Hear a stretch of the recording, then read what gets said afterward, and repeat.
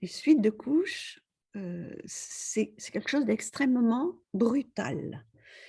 La ménopause, c'est un peu plus progressif, on va dire, mais quand on accouche, bah, le bébé est dedans.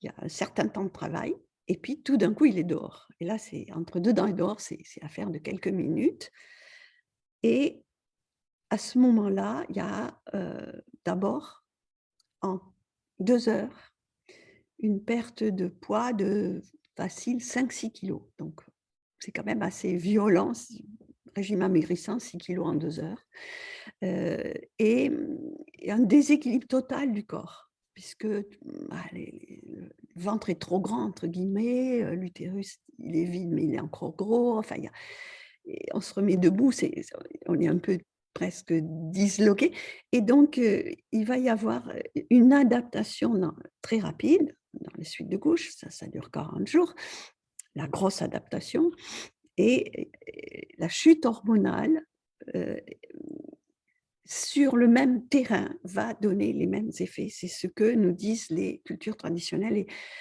je passe mon temps à aller voir, tous ces savoirs des femmes qui ont permis que, bah, qu'on soit là aujourd'hui parce que c'est pas la médecine qui a été là, quand Ève a accouché, hein, mais voilà, les femmes ont acquis un savoir, une sagesse, un bon sens que la médecine n'a pas toujours et donc nous attention, cette chute hormonale brutale, bah, ça va donner quoi? Ça va donner qu'il faut éliminer dans son corps la grossesse, donc il faut beaucoup transpirer, on va beaucoup transpirer et ensuite de couche, celles qui ont vraiment eu énormément de transpiration, surtout la nuit et cetera, risquent de retrouver ce que nous disent les traditions, même terrain.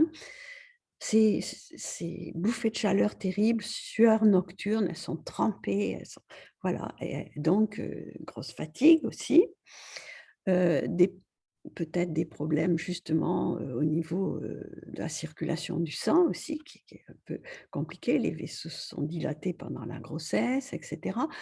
Les douleurs articulaires parce que, pendant la grossesse, il y a un relâchement ligamentaire dont les articulations bougent beaucoup et on met du poids, en quelques mois. Donc on peut avoir des douleurs de genoux, de hanches qui n'ont peut-être pas disparu, qui vont rester peut-être toute la vie à partir du premier accouchement, mais avec le vieillissement, avec l'usure, avec peut-être la prise de poids de la ménopause qui est assez fréquente et qui n'est pas forcément négative, hein. 2-3 kilogrammes, ça permet d'avoir un peu plus d'oestrogène après la ménopause.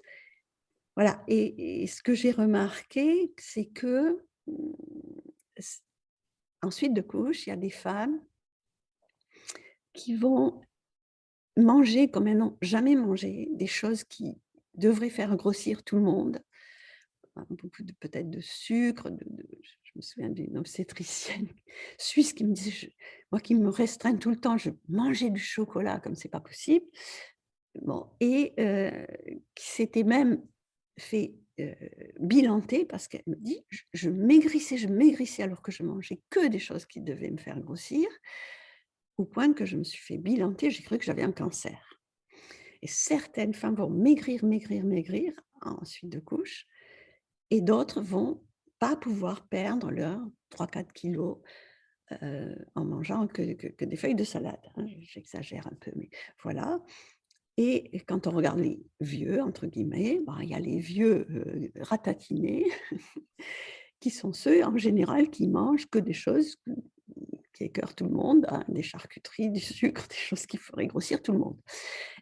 Et il y a les vieux qui restent avec leurs, 3-4 kilogrammes en plus, qui retendent un peu leurs rides et puis qui finalement arrêtent de se batailler avec ça, voilà. Et il y a bon des déséquilibres au niveau thyroïdien et cetera qui souvent sont sur le même terrain et quand il y a un petit déséquilibre, en énergie yang, nous disent les traditions, donc en testostérone si je traduis en langage moderne, il y a beaucoup plus de dépression postpartum, manque de libido, manque d'agressivité positive, hein, qui est celle de la testostérone et on va retrouver la même chose à la ménopause puisque c'est le même terrain.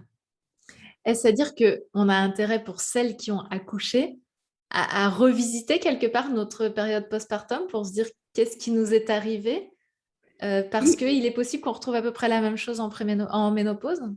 oui, c'est en tout cas, c'est ce que nous disent les traditions et je l'ai vérifié pas d'une manière scientifique, statistique, mais assez souvent quand même et hem et on dit aussi que c'est un petit peu familial, hein. Il y a, des grands-mères qui ont eu une très bonne ménopause et souvent, bah, voilà, ça se c'est familial, c'est génétique, on va dire peut-être et je trouve que ça vaut la peine de faire des bilans un petit peu endocriniens et cetera, de rééquilibrer, un peu si on a justement un petit déséquilibre. Alors comment on rééquilibre? Ça dépend si c'est thyroïdien ou pas.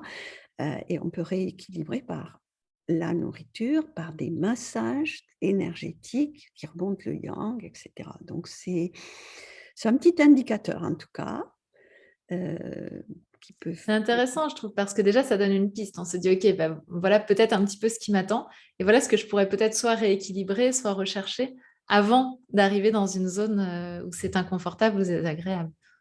oui, parce que par exemple, les dépressions postpartum, elles elles vous tombent dessus chez des femmes qui n'ont pas forcément de passé justement, dépressif, ou rien de psychologique particulier. Et elles répondent ça répond pas bien aux oestrogènes et enfin, aux hormones, hein et progestérone et à la ménopause, ça répond pas très bien non plus à ça. Il faut Mmh. aller vers, entre guillemets, «la testostérone», mais pas au on va pas se filer de la testostérone comme ça, mais il faut remonter le yang. Il Voilà, faut remonter l'énergie qui nous permet de passer à l'action et qui nous permet de rester dans le côté voilà, actif, je dirais, des choses, quoi. voilà et donc le yoga, c'est quand même aussi énergétique. Bien sûr. C'est pas que de la muscu et de la gym, pour perdre des calories. Il y a tout le travail, intérieur, énergétique qui est en jeu.